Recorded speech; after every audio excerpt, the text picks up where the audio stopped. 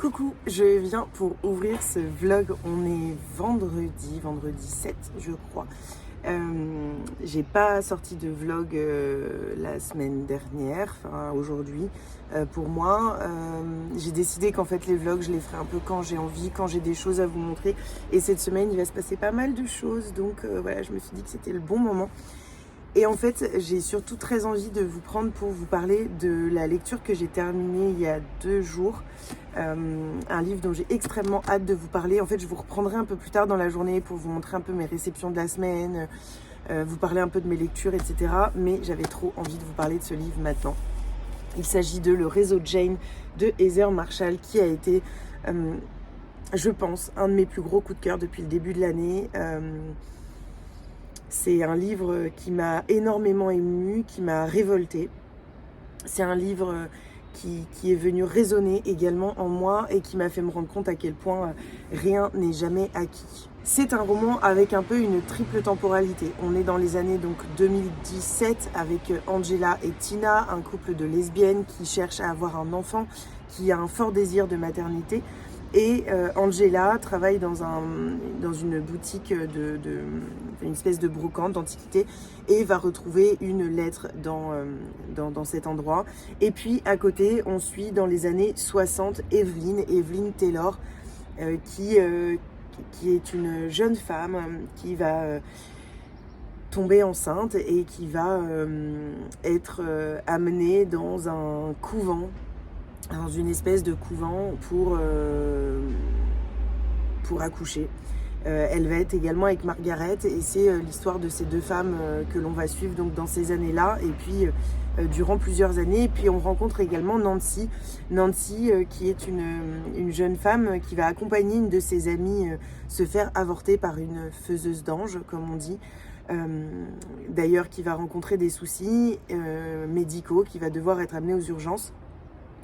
Et puis c'est également une jeune femme qui va, elle, avoir besoin un jour de faire appel à quelqu'un pour avorter et elle va découvrir le réseau Jane.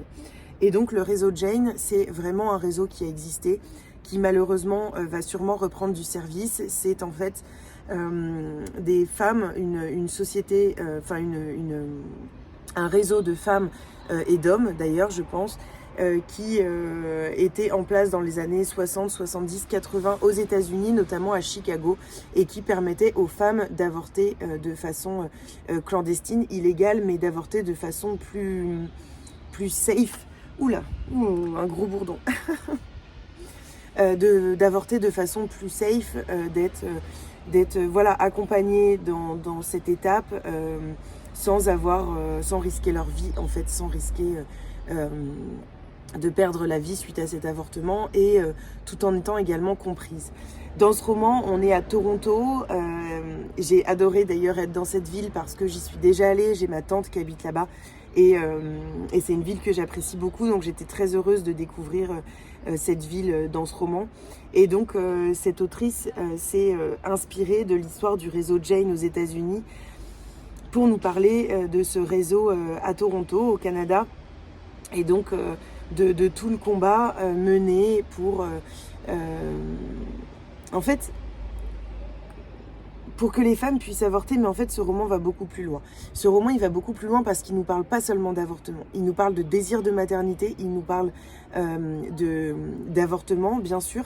En fait il nous parle vraiment de la liberté de choisir, la liberté de disposer de son corps, de la liberté de choisir si on veut être mère, si on ne veut pas l'être, si on veut garder son enfant ou pas. Voilà cette liberté qui est extrêmement essentielle et qui est aujourd'hui remise en question. Et je pense que ce roman vient mettre justement aussi en avant, vient remettre en avant ces femmes qui ont eu une importance essentielle pour des milliers de jeunes filles, pour des milliers de femmes. Et voilà, c'est un livre qui m'a touchée et qui m'a beaucoup émue, j'ai beaucoup pleuré et je pense surtout parce que ça rentre tellement en résonance avec ce qui est en train de se passer aux États-Unis où forcément les jeunes filles, les femmes vont être obligées d'avoir recours à des avorteuses clandestines parce que ça devient illégal dans certains États et c'est effarant, en fait ça fait peur et on se rend compte à quel point rien n'est jamais acquis et tout peut basculer et notamment notamment concernant le droit des femmes et ce choix qu'elles ont à disposer de leur corps. C'est un livre qui m'a beaucoup touchée, que j'ai lu en lecture commune avec certaines lectrices Charleston 2022, et je crois qu'on est tout assez unanime pour dire que c'est un livre qui vient nous bousculer, qui vient nous percuter et qu'il faut lire en fait. Voilà, c'est un livre à lire et j'avais envie de vous en parler un peu comme ça, sur le coup de l'émotion, avec sans vraiment réfléchir à ce que j'ai envie de vous dire, mais avec mes mots, voilà, sur le moment. Donc n'hésitez pas à le découvrir et puis à en papoter avec moi. Et moi, je vous reprends un petit peu plus tard dans la journée pour vous parler de d'autres lectures et puis vous parler un petit peu de ce qui s'annonce cette semaine.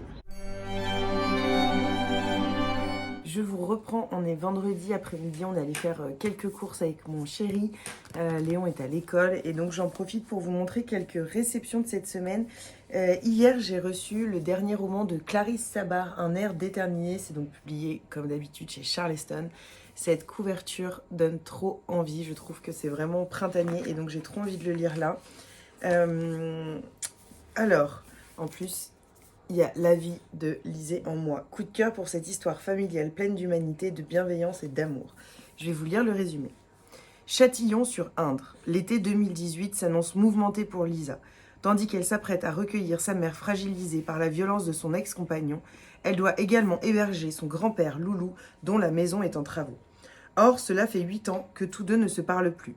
La présence de Tim, son petit garçon qu'elle élève seule et que tous adorent, suffira-t-elle à apaiser les tensions ? Lisa a à peine le temps de se poser la question qu'elle est confrontée à un autre problème.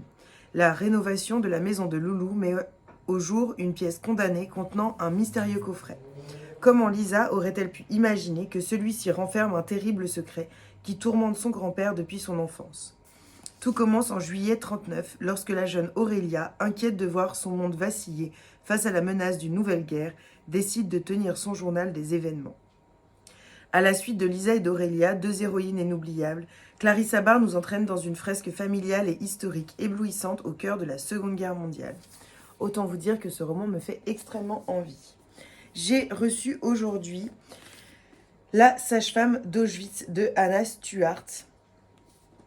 Un roman inspiré d'une incroyable histoire vraie. Je vais vous lire le résumé. Il m'a été envoyé par Éric Poupet, qui est chargé de presse, notamment de la maison d'édition City, mais également de d'autres, d'après ce que j'ai compris. Et je vais vous lire le résumé. Lorsqu'elle arrive à Auschwitz, sous un ciel bas et gris, Anna est persuadée qu'elle ne survivra pas à l'enfer du camp. Mais elle possède une compétence que les nazis recherchent. Elle est sage-femme. Son travail sera de donner naissance aux enfants des autres prisonnières. Une mission terrible, car dès qu'ils ont poussé leur premier cri, les nouveau-nés sont arrachés à leur mère et donnés à des familles allemandes. Malgré la détresse de ces femmes, à qui on vole leur bébé, Anna essaie d'apporter un peu de réconfort autour d'elle. Et puis un jour, elle réalise qu'elle peut faire plus. Secrètement, elle commence à tatouer les petits avec les numéros de déportés de leur mère. Une lueur d'espoir dans ce monde d'infinie noirceur.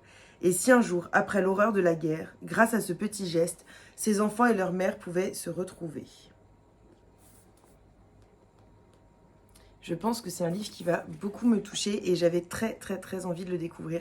Donc merci beaucoup à Eric pour ce roman et puis aux éditions City, bien sûr. J'ai reçu également, je vous en parlais dans ma dernière vidéo, Le manoir aux roses de Tracy Rees, que j'ai lu en tant que lectrice Charleston et qui sort donc chez Pocket. Il fait partie d'ailleurs de la sélection du Grand Prix des lecteurs 2023 de littérature étrangère.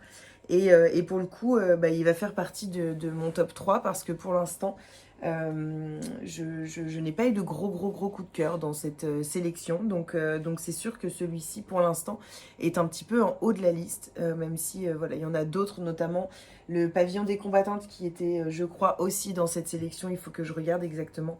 Mais voilà, un livre un petit peu dans un style Downton Abbey, mais assez différent.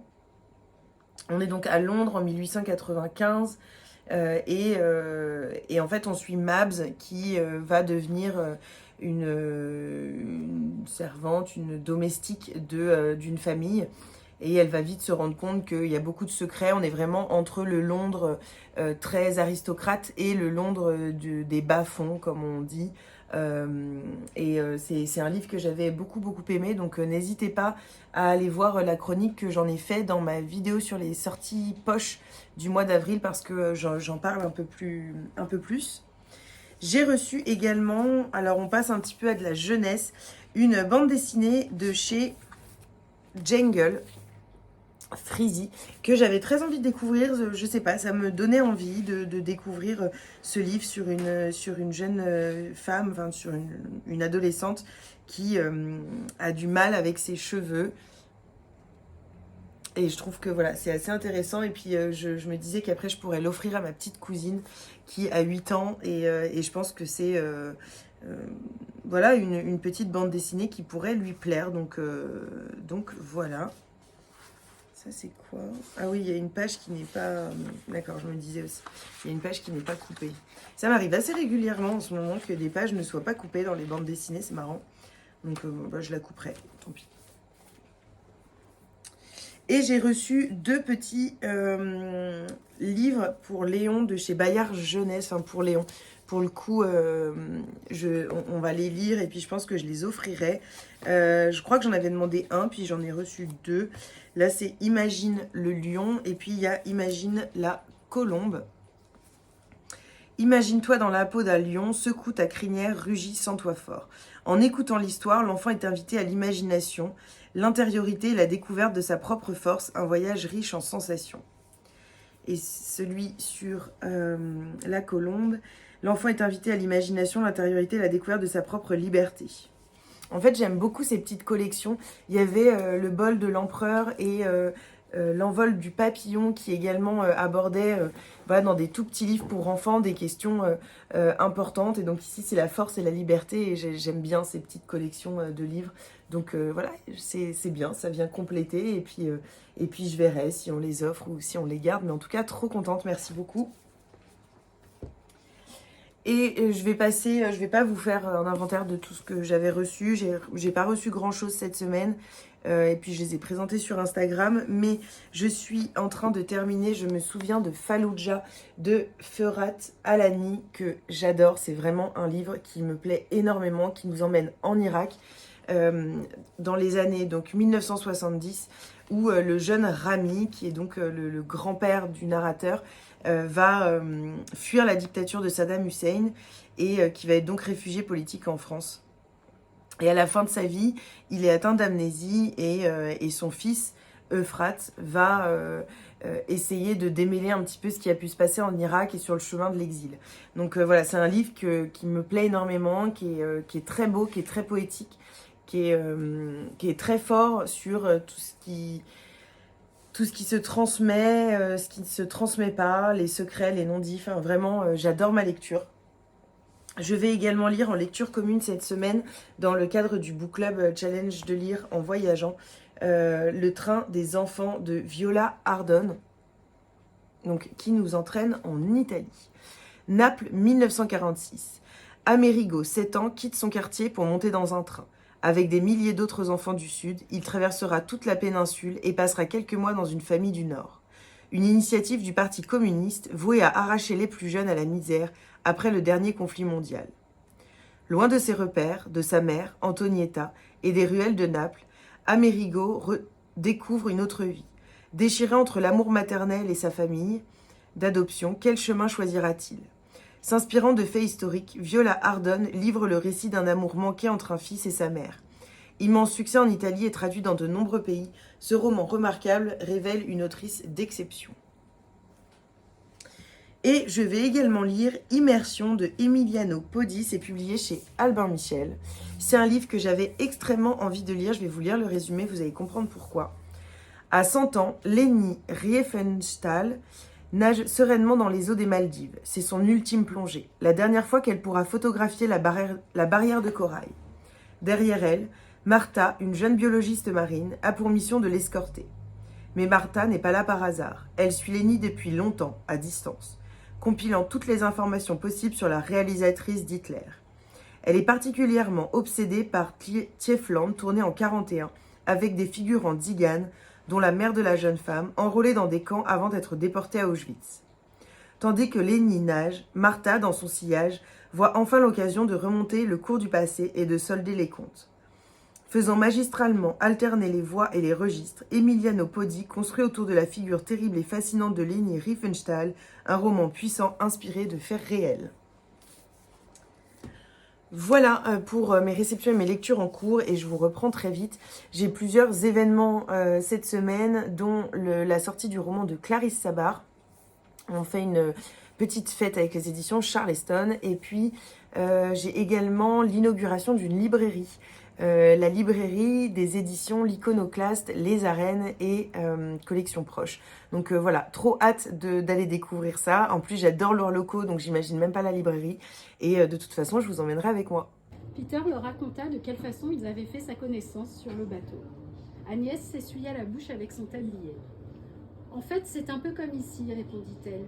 Depuis que Brooklyn a été rattaché à New York il y a 12 ans, les immigrés s'y installent en masse. » Sam secoua la tête, ce qui fit danser les boucles de ses cheveux. « Là-bas aussi, les propriétaires se font de l'argent au loin des trous arabes, maugréa-t-il.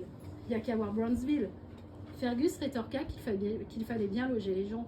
« Et les incendies qui ravagent les immeubles insalubres, tu en fais quoi? Ces taudis s'enflamment comme du petit bois. » Sam parlait d'incendie et ses yeux flambaient littéralement de révolte. Bon, ce vlog ne va encore avoir aucun sens. Je vous reprends, on est jeudi, je suis au café. J'ai un rendez-vous là dans un quart d'heure. J'ai pas eu le temps de vous reprendre, mais vous aurez eu déjà quelques plans de la soirée du lancement de Clarisse Sabar, notamment sa lecture du Souffle des rêves, elle nous a lu un petit passage et je l'avais déjà lu, donc ça faisait super plaisir. Puis c'est toujours émouvant d'entendre l'autrice lire son roman, voilà, donc j'espère que ce petit passage vous aura plu. Moi j'ai pas vraiment eu le temps de vous reprendre, j'espère que j'aurai le temps de vous parler des romans que j'ai lus cette semaine. En tout cas, ce soir, je vais vous embarquer avec moi pour l'inauguration de la librairie des éditions Iconoclaste, Les Arènes et la collection Proche. Donc, trop hâte de voir ça. J'ai déjà aperçu un petit peu le design de la librairie et j'aime beaucoup. Donc, voilà, je vais vous embarquer là-bas. Normalement, il y aura Flo avec moi, donc ce sera trop cool. Et puis, je vous reprendrai demain matin, vendredi, avant de sortir ce vlog pour vous parler un petit peu de mes réceptions de la semaine et puis, bien entendu, de mes lectures parce que j'ai eu de superbes lectures cette semaine, donc j'ai trop hâte de vous en parler. J'ai pas eu le temps de vous prendre, tout simplement parce que la semaine a été un peu speed. Lundi, je ne travaillais pas et on a fêté Pâques et voilà, j'ai profité de la famille. Mardi soir, j'avais donc la soirée d'inauguration du livre de Clarisse Sabar. Et puis hier, ça a été une journée assez compliquée et hier soir, j'avais besoin de me poser, de lire tranquillement et d'être un peu avec mon chéri et mon fils. Donc voilà, j'ai pas pris le temps, mais j'espère me rattraper demain matin. Et puis de toute façon, je vous montrerai, voilà, comme je vous l'ai dit, des petits plans ce soir.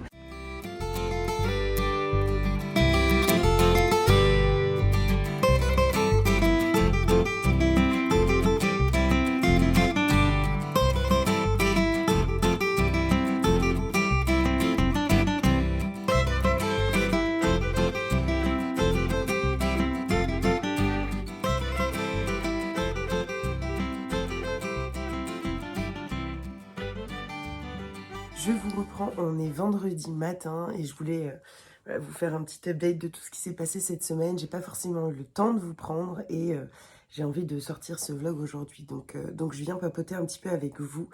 La soirée du lancement de Clarisse Sabar était absolument divine. J'ai pu retrouver les copines, j'ai pu retrouver Clarisse Sabar et puis également Juju. Et donc voilà, c'était un vrai moment de rire, de bonheur, de partage et j'aime vraiment ces soirées-là. Et en plus, c'était Charleston et Pocket et donc j'ai pu voir les personnes des deux maisons d'édition, des femmes que j'apprécie tout particulièrement. Donc très heureuse de cette soirée. Et puis j'ai été à la soirée hier de la collection Proche, Iconoclaste et Arène qui a sorti, qui ont ouvert une librairie qui d'ailleurs ouvre aujourd'hui officiellement à 10h. C'est fait maison et c'est une librairie vraiment où on peut retrouver tout leur catalogue. C'est super sympa, j'ai beaucoup aimé cette librairie, elle est très jolie, très design et voilà, c'est rue Jacob, dans le 6e, je crois que c'est le 6e arrondissement. En tout cas, super soirée, c'était vachement sympa. Il y avait beaucoup de monde, je suis pas rentrée très tard, mais un vrai bon moment. J'ai reçu hier un livre, ça va vous étonner, je pense, mais je suis une grande fan de Harry Potter et donc je ne pouvais pas passer à côté. Confession d'un sorcier par-delà la magie de Tom Felton, qui n'est autre que Drago Malfoy. C'est publié chez Le Duc Pop Culture et j'ai trop hâte de le lire. C'est un livre un peu où il retrace voilà, sa vie, son expérience dans les films Harry Potter, etc. Et donc, j'avais trop envie de le découvrir. En plus, il est super beau. Donc voilà, trop contente. Je vous en dirai des nouvelles de toute façon. Je pense que je vais le lire voilà, par-ci, par-là, quand j'aurai le temps. Donc, je vous en ferai un retour. Je vais également aller chercher ce que j'ai récupéré hier. Hier, j'étais donc à la soirée, comme je vous disais, de la librairie. Et donc, j'ai récupéré Je suis un génie de Suzy Morgenstern. C'est publié chez l'Iconopop. Et c'est un petit recueil de poèmes, dessins. Et en fait, je suis une fan inconditionnelle. Enfin, quand j'étais plus jeune, de Suzy Morgenstern, notamment avec son livre Lettres d'amour de 0 à 10 qui m'a accompagnée durant des années. D'ailleurs, il faudrait peut-être que je le relise parce que je me souviens même plus vraiment de quoi ça parle. En tout cas, j'avais adoré et donc quand je l'ai vu, j'étais là, mais je ne savais pas. Et Constance m'a gentiment proposé de le prendre pour le découvrir. Donc super contente. En plus, elle l'a adoré. Donc voilà, trop heureuse et je vous en reparle très vite. Et pour clôturer ce vlog, je voulais vous parler un petit peu de mes lectures de la semaine, des lectures que j'ai terminées.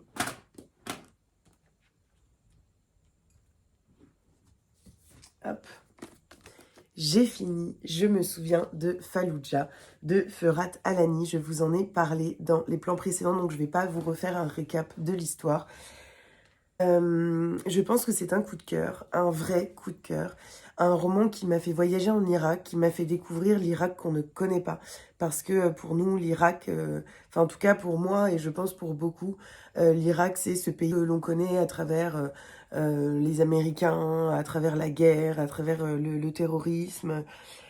Mais on ne connaît pas l'Irak avant.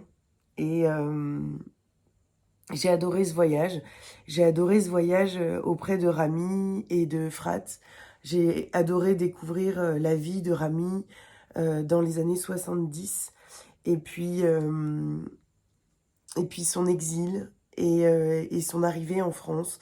On est vraiment sur un roman qui aborde ces 3 temps, cette enfance plutôt heureuse en Irak, et puis la guerre et l'arrivée des Américains, et l'exil de Rami, et puis tout son parcours migratoire, son arrivée en France, sa non-reconnaissance.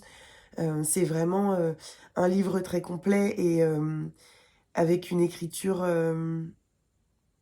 c'est ce que j'ai dit dans mon avis, un écrin travaillé. Et c'est vraiment ça, l'histoire est vraiment comme dans un écrin, et c'est l'impression que j'ai eue tout le long. Je pense un grand... L'auteur nous parle avec énormément d'amour et en même temps énormément de colère, et ça se ressent. Et beaucoup de bienveillance, et j'ai vraiment été extrêmement touchée par ce livre. Donc voilà, je voulais vous en parler et puis vous le recommander parce qu'il est vraiment magnifique. Il est publié chez JC Lattès. Et je crois que c'est Bébé Tease sur Instagram qui mettait dans son avis, on dit souvent c'est Bagdad, mais en fait qu'est-ce que ça veut dire? Et c'est vrai qu'on le dit souvent, c'est presque dans un langage commun. Quand une chambre est mal rangée, on va dire c'est vraiment Bagdad ici, ou c'est extrêmement malvenu en fait comme expression, et je m'en rendais même pas forcément compte avant, et ce livre m'a fait m'en rendre compte aussi.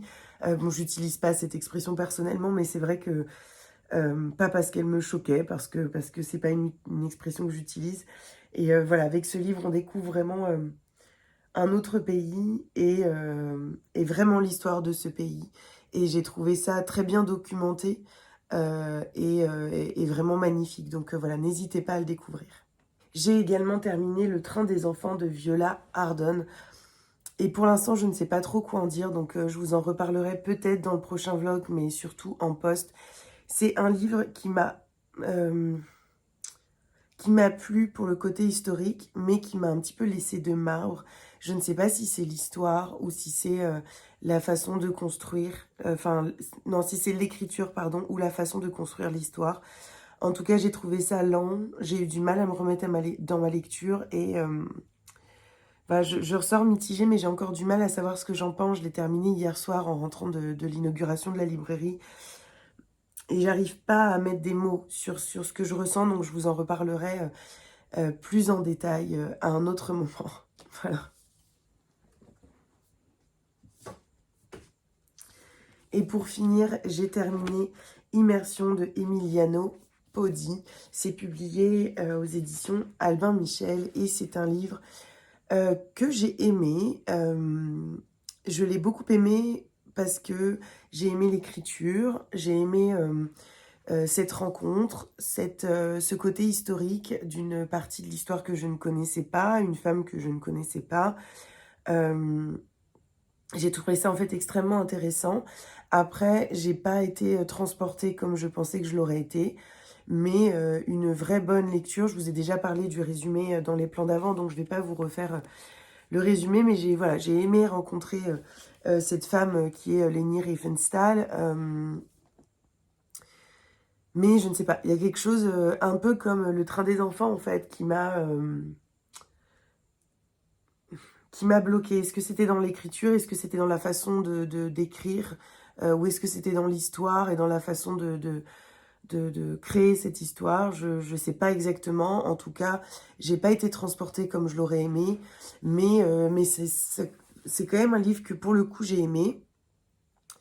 Voilà, je vous en reparlerai pareil en post un peu plus... en ayant réfléchi un petit peu plus il faut que je me pose en fait un petit peu cette semaine. C'est vrai que j'ai eu plusieurs lectures en même temps et donc je pense que je suis aussi un petit peu